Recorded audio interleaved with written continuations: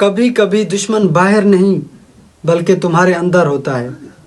The deadliest snake live inside. It's called ego. ایک درویش نے سردی کے دنوں میں ایک مردہ سانپ دیکھا. رحم کھا کر اس نے اسے اپنی چادر میں لپیٹ لیا. جب گرمی پڑی تو سانپ جاگ گیا اور اس نے کاٹ لیا. درویش مر گیا.